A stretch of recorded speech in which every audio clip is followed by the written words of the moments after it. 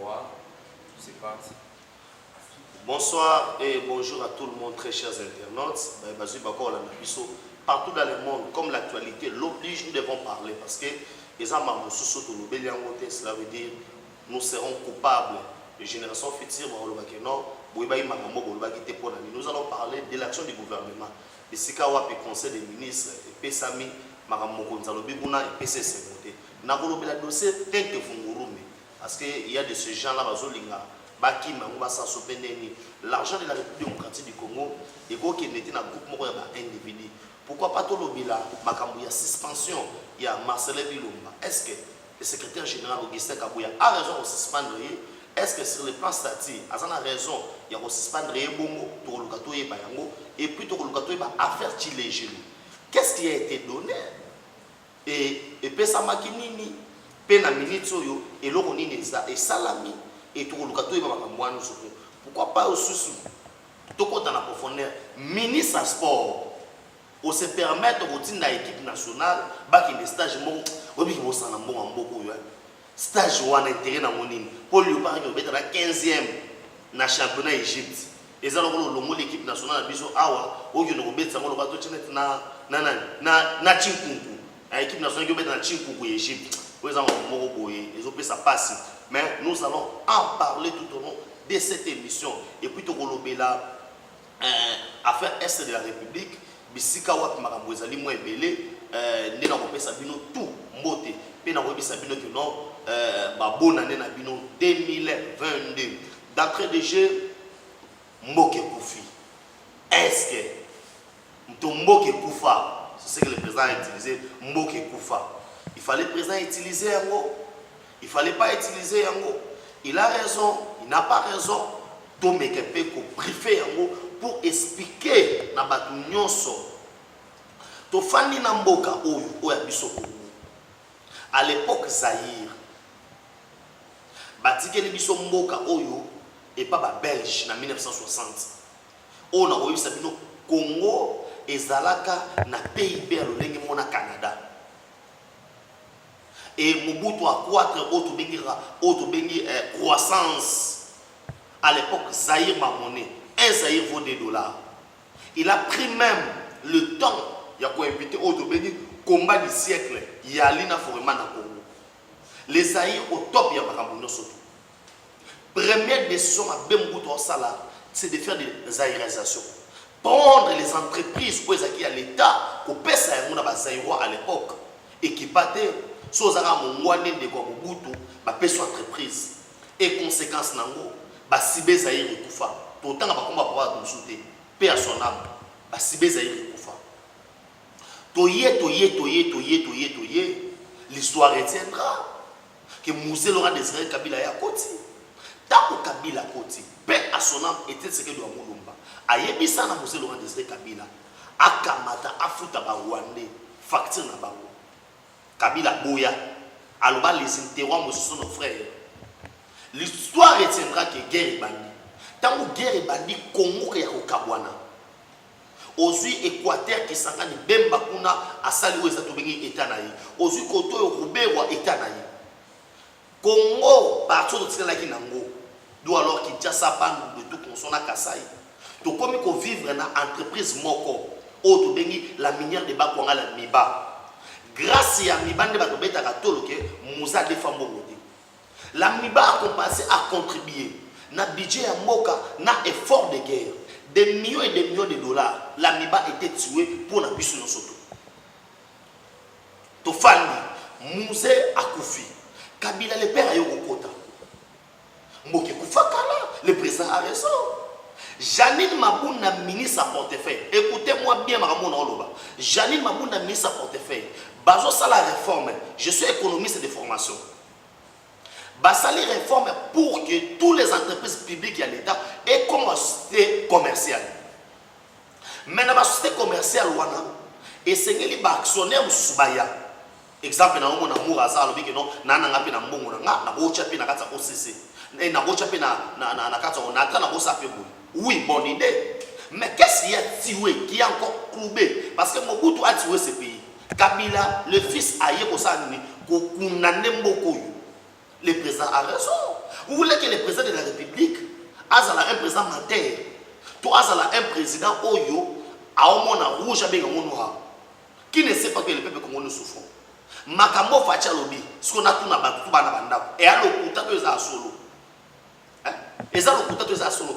Moke se koufa parce que ben infrastructure de base exacte. Na okoma wana parce que na montre batban na balo ba mingi.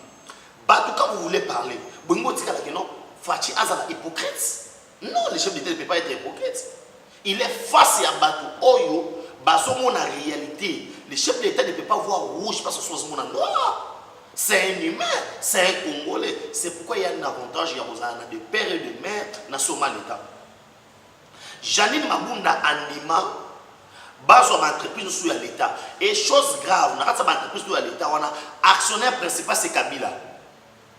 Oya Andima, l'entreprise à l'État, et Koufa, pour basala Oya Bango. Na kosala Oya Bango. Je vais vous demander aujourd'hui, Boye Bisanga, non boke Koufate, Boye Bisanga, comment Zoé Kabila, Joseph Kabila est politique kanami, akoma milliardaire na miracle nini. Tocha grand frère Nazagi président. Et bon il y a un milliardaire na miracle nini. Salaire à député ça combien? Jeannette Kapororo, Jeannette akoma milliardaire en vertu de quoi? C'est pour vous dire, il y a de ces gens oyo, babomi mboko yo, mais ils ne veulent pas que les présidents puissent parler. Non. Bazu ba sur l'État et comme il y a bango. Tant que comme il y a bango, le pays va où? Facha du pouvoir, avec quel budget? Priorité c'est la marabounioso. Lelo oyo, l'État congolais, l'État congolais, à la ville province à Kinshasa, baza incapable de réhabiliter zone. Mais Kabila sali zone na Kingakati. A sali ceux qui ont relié pour nous pour nous poumoiner le 90 $. 35 $ pour nous côté Kingakati. Hein? Zèbre oyo na zoa zate ceux qui na Kingakati au monde. Kingakati c'est 15 000 hectares. Vous pensez qu'avec cette histoire là, on ne doit pas dire la vérité? Et vous voulez qu'après 3 ans, il y a un mandat, avec un coup de baguette magique, pour ce que ça pour non. Le président a utilisé que Moke Koufa pour vous dire qu'il n'a rien à voler dans ce pays. Fachaza le roi Iba na Mboko yote pour Mboko ese Koufa. Mais par contre, Mboko Zamboka a yende pour na seku sa yango, pour na pesa ngo vie. Déjà faut Iba en 1960, bakangi un certain Otobengi Lumumba, Patrice Emery.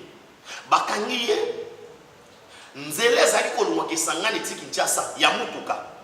Et ça qui route macadamisée te mourazoka mwangayi. Et ça route macadamisée.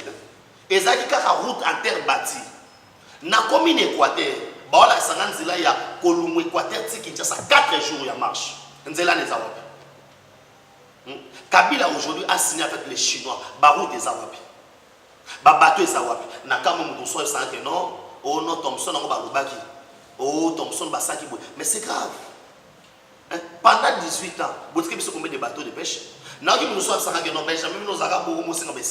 Ce n'est pas l'esquisse, mais c'est dire la réalité.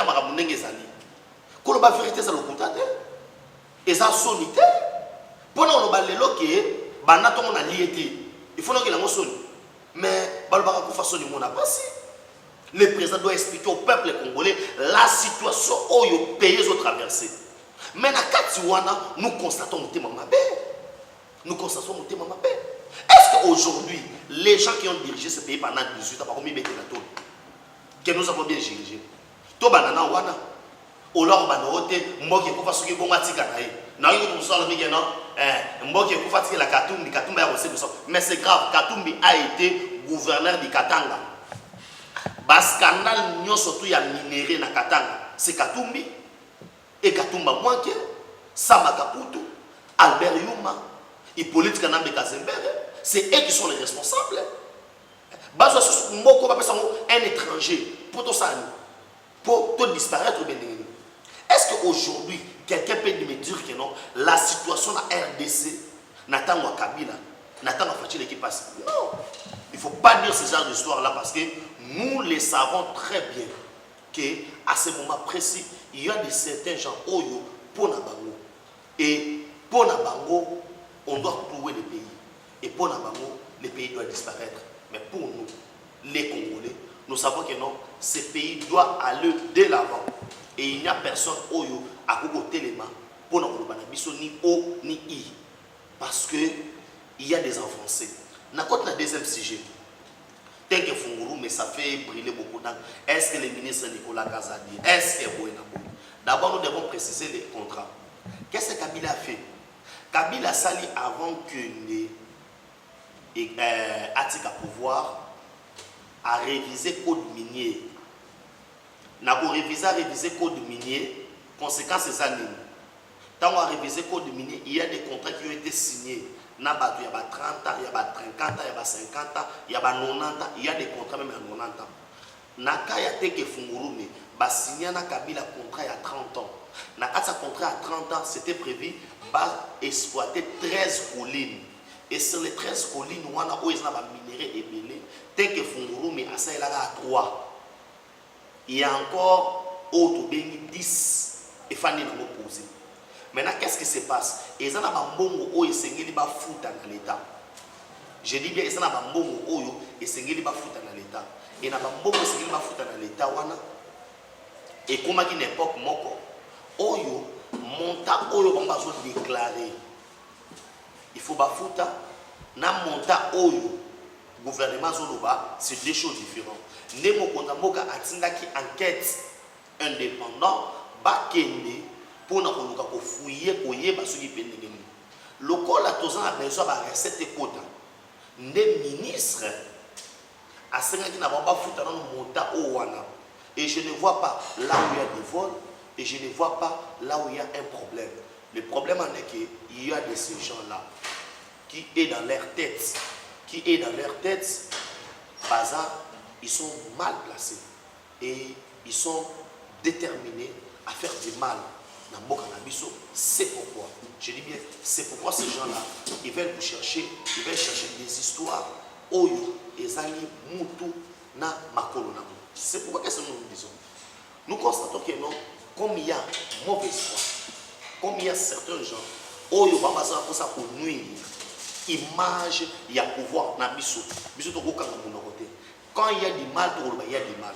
Mais on a joué sabine. Non, on peut s'appeler exactement mon les gens qui parlent aujourd'hui, aux gens aussi qui ont la 16e ring, en face de tout le monde fikin. Biso moto bi le pont fikin de ngezala. Ba kata parti na mo lupango. À l'époque on a le premier ministre Adolphe Mouzipa. Ba kati lupango fikin. Pour après son ba chinois, ba te kaka ba pango zoé Kabila na Kabila ndeko na ye. Ba te kaka pango wana, lupango moko, je dis bien lupango moko. Ndako na ba ko lupango, mais ndako moko était comme $50,000. Ah ouais, na so lo. Aujourd'hui, tout le cas sont en asimate.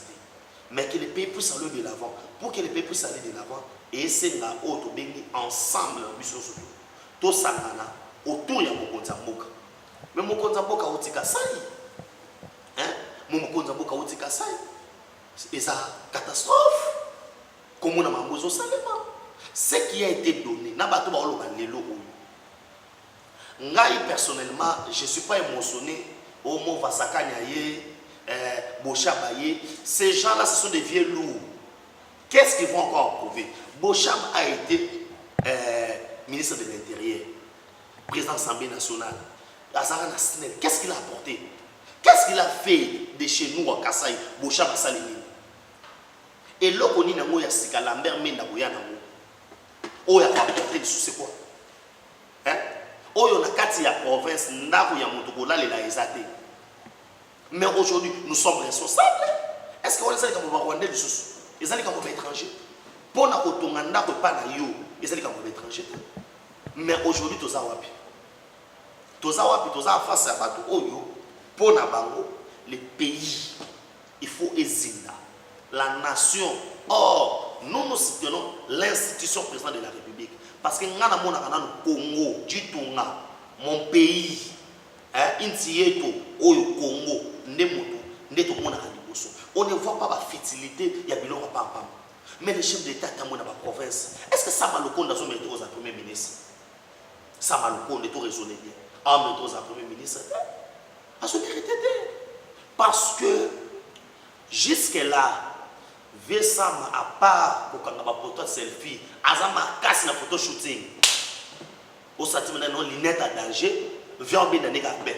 Mais aussi dans la population congolaise, tout ce que les gens sont en train de critiquer les chefs de l'État, c'est les premiers ministres qui gèrent les pays au quotidien, c'est les premiers ministres. Il y a un censé mais il ne le fait pas. Et je demande à chef de l'État, oh déjà, pour votre information, tant que vous avez awa, nakati ya ba conseil bazo kombola bangonano, bo type poto, na ba vision mo bo respecter ba vision mo konzambo de bokenina. Et puis à niveau P, il y a gouvernement et c'est une bataille sous bakeni. Il y aura si bien un ministre en sous les amis, c'est voilà les kingai. Les kingai, on a peut-être on a pris respect au fait qu'on nomme un ministre. N'anninga mabete. Je mérite ça aux ministres. Ah oui, parce que bateau sous les mazaboye, diplôme, ça n'apporte rien à Congo. Et le chef d'État a bêtisé pour dire quoi? À l'obibou.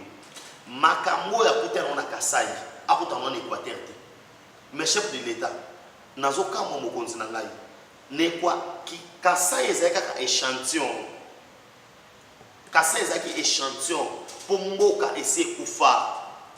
Il faut des gens qui sont capables ya kotelema pona kosalani, pona koluka RDC. Je dis bien RDC et Téléma et Lamuka.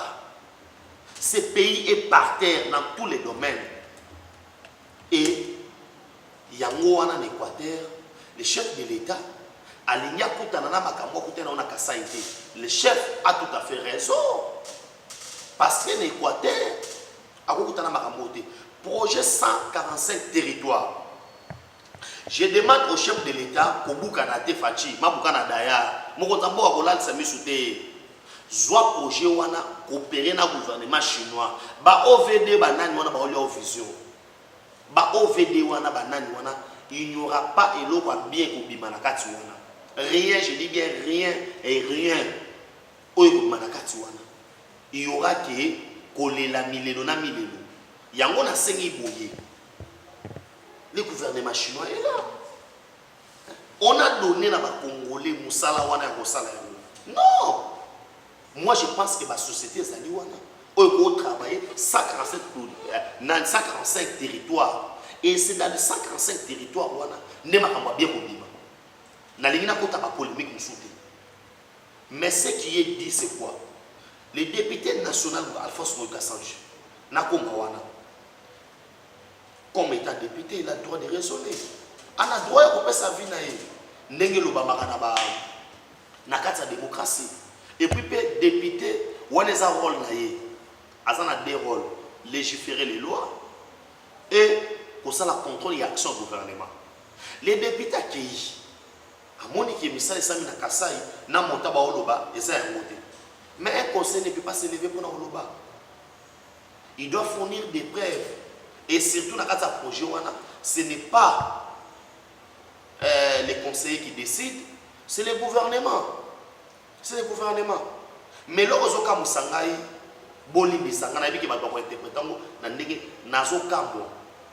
selon statut IDPS, et c'est une commission de discipline et fan pour statuer pour nous suspendre.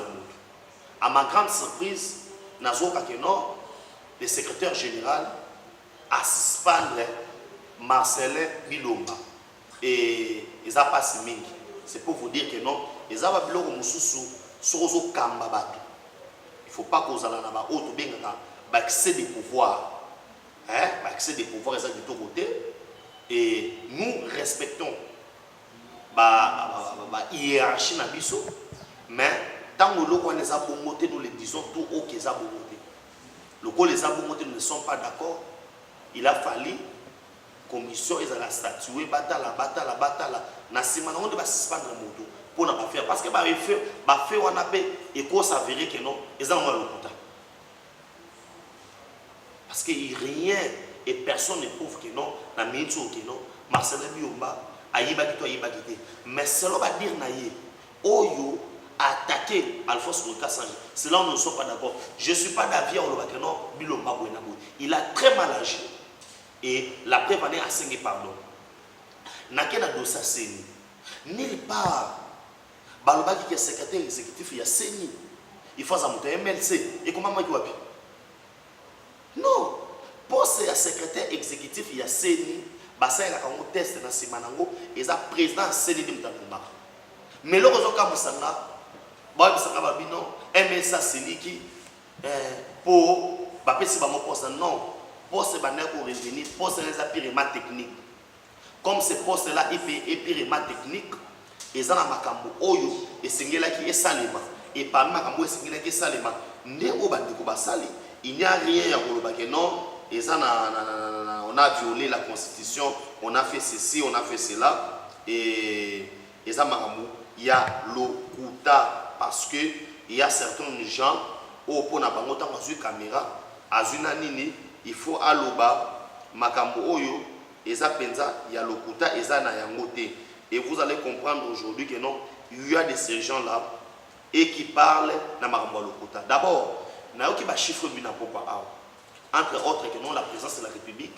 est quittée de 455 personnes à 1018 personnes c'est faux et archi faux na quand sa présence de la République na budget a repris et ça n'a pas service attaché à la présidence 1 réserve stratégique et comme un service attaché à la présidence 2 IGF et ça service attaché à la présidence 3 commission nationale de changement de mentalité et ça attaché à la présidence 4 commission nationale il y a lutte contre la corruption et ça les services attachés à la présidence ce n'est pas du que non batouana nyon surtout et ça présidence non ce sont des services publics que le chef de l'État a ramené comme attaché à la présidence pour Moussala Salama Kitoko pour Moussala Ekende Liboso et je vous dis que non la celle où Tobengi Bazali habilité il y a que non il y a dépassement ou il n'y a pas de dépassement il y a effectif et c'est Otobengi na lopoto et c'est Otobengi la cour des comptes on est censé ça veut dire que le gouvernement est déterminé pour na mboka Ekende Liboso et je dis na batunion surtout bomata bokita élection ezali chef d'envoyé aussitôt venu 3 membres à CENI au milieu bango surtout ezali anormal secrétaire exécutif il y a secrétaire général il y a CENI asa déjà pour na esa batuke ba dongolo miso 2022 toza lisu likolo a lisu et personne ne va laisser ce pays et pas étranger sauf Mbané. Aujourd'hui nous voyons comment les pays combattent. Bolobaki pour la G africains, G de la francophonie, 26 millions de dollars, et ça déjà disponible. Il y a un plan B. G qui est en Rwanda, G au Sama na Congo. Bola na do na Rukutate.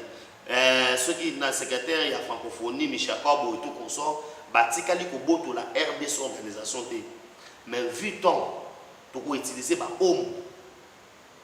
Et les espaces dans biso. Ah oui, les espaces dans biso. Vitant les G et pour ça les la République démocratique du Congo. Ceux qui parlent beaucoup, les Congo étaient disparus.